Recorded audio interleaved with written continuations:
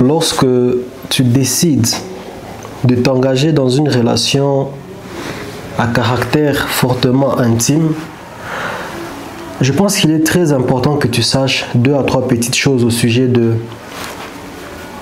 du manque dans les relations, du besoin et de ta capacité à toi à combler ces manques et ces besoins. Parce que vois-tu, les relations humaines, les liens qu'on se crée, certes il y a la question des contacts, mais lors de ces contacts, il y a toujours quelque chose qui est directement lié à la notion de l'offre et de la demande. C'est toujours qu'est-ce que toi tu as à m'offrir, qu'est-ce que moi j'ai à te donner. Donc il y a toujours une question de manque et de capacité à combler ces manques de la part de X ou Y personnes impliquées dans toute cette affaire. Maintenant, quand tu décides de créer une relation qui est appelée à être une relation intime, le problème c'est quoi? Le problème c'est que tu vas automatiquement te retrouver dans l'obligation, toi, d'être suffisamment riche humainement, en tout cas d'avoir atteint un certain seuil qui va te permettre de combler les manques humains de la personne avec qui tu as décidé de faire quoi? De te mettre en couple, on va dire. Donc, quand je parle d'être riche humainement, c'est quoi? Tu te souviens de ce domaine dont je parle tout le temps? Le domaine de l'attention, de l'émotionnel, sentimental et tout ça, de l'intellect, du corps. Tu vas devoir être prêt à avoir des choses intéressantes à partager avec cette personne avec qui tu te mets en couple et qui sont liées à ces 7 domaines-là. Parce que lorsque un de ces domaines-là présente des lacunes ou bien que tu ne veux pas partager ne fût-ce que un seul de ces domaines de cette réalité de ton existence avec la personne avec qui tu as décidé de te mettre en couple, automatiquement, votre relation est bâtie sur des bases incomplètes. Et si ce n'est pas que tu n'es pas capable de partager une de ces choses parce que tu n'y as pas accès, mais que plutôt c'est parce que tu n'en es pas capable, c'est-à-dire que tu es pauvre humainement peut-être au niveau intellectuel. Tu es peut-être pauvre humainement au niveau social.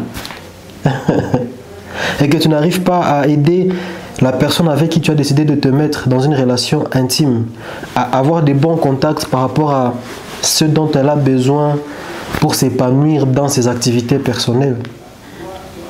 Automatiquement, là où tu as ces faiblesses-là, là où tu as ces lacunes-là, là où tu as ces manques-là que tu ne peux pas combler chez elle, il y a une base fragile. Vois-tu, beaucoup de gens se plaignent souvent, mais beaucoup ne se rendent pas compte de cette réalité. Et il n'y a pas que ça, il y a aussi la question de l'alignement. Est-ce que la personne avec qui tu choisis d'avoir une relation intime est une personne dont les 7 domaines de son existence s'alignent aux mêmes choses que celles dans lesquelles toi tu alignes tes 7 domaines à toi? Son attention, est-ce que la personne avec qui tu vas avoir une relation intime, est-ce qu'elle a tendance à toujours mettre son attention dans les mêmes choses que toi? Sinon un jour, est-ce qu'elle aime fréquenter les mêmes endroits que toi? Est-ce qu'elle aime passer son temps à faire les mêmes choses que toi? Est-ce que les personnes de son entourage, celles avec qui tu l'as trouvé, peut-être sa famille même, est-ce que c'est des personnes qui sont compatibles à ta personnalité? C'est bien de voir une femme et de dire que oui, elle est belle et tout. Peut-être que sa façon de réfléchir te plaît, mais c'est rien que 2 domaines tout ça. Le domaine du corps et le domaine de l'intellect. C'est rien que 2 domaines. Après, vous vous lancez dans ça parce que vous avez des bonnes conversations, parce qu'elle est belle. Peut-être que le 3e domaine, elle aime bien aller dans les mêmes restaurants que toi. Tu dis, ah, Et les autres 4 domaines, après un jour, il y a un manque d'alignement. Vous ne vous entendez plus à cause de ça, et tu dis, ah. Donc, toujours prendre conscience du fait que, humainement, il y a ce qu'on est. Ok? On est des êtres qui avons une capacité à attirer attention, à mettre notre attention dans x, y chose. On est des êtres qui avons des sentiments et des émotions. On est des êtres qui avons une pensée, un esprit, tout ça.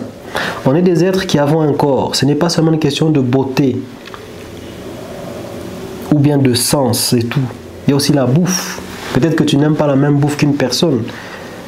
Tu ne savais pas, vous mettez même à vivre ensemble dans la même maison, après c'est un problème. Parce que tu ne manges jamais à la maison. Et quand tu dis j'aime pas cette bouffe, boum, le domaine émotionnel est blessé. Ah On est des êtres avec toutes ces dimensions-là.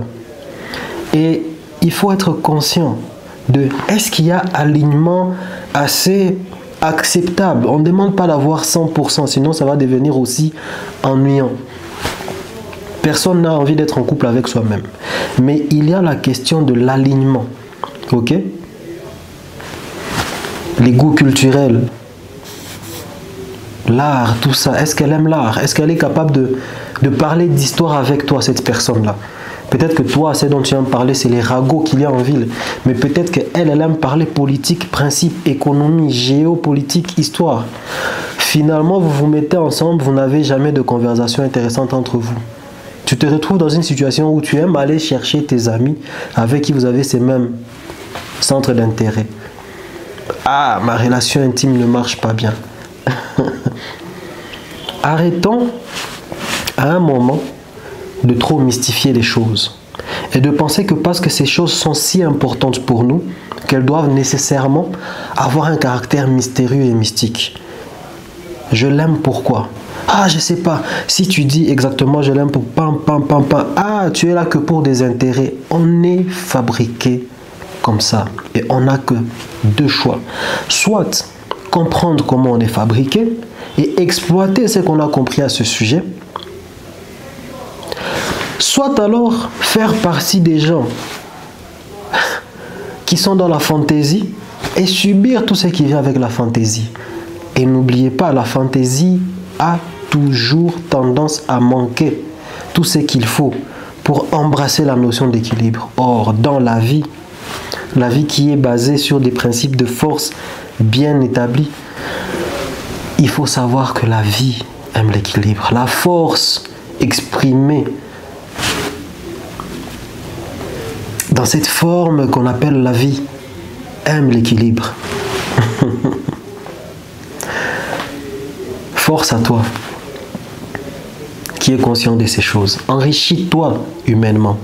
Et assure-toi aussi que la personne avec qui tu t'engages s'est enrichie humainement dans les choses qui vont venir combler ce qui va te combler.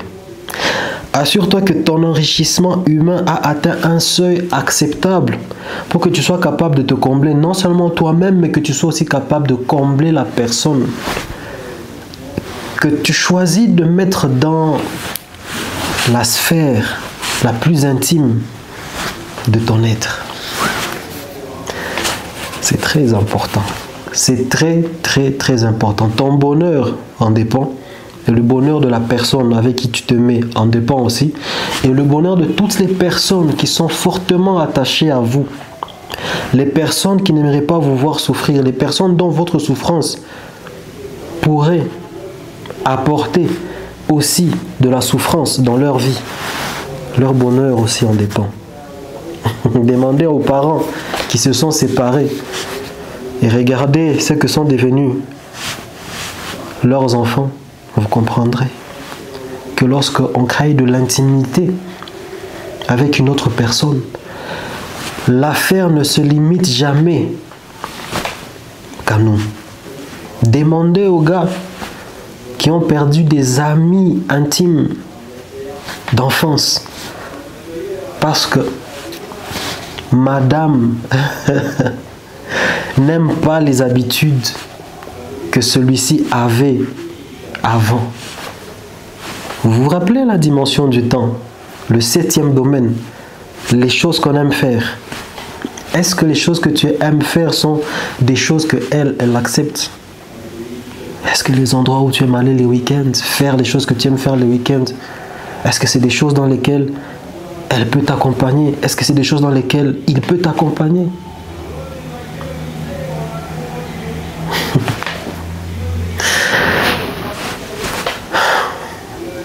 Force à toi. Puisses-tu apprendre à bien jouer avec tout ça. Ton bonheur en dépend.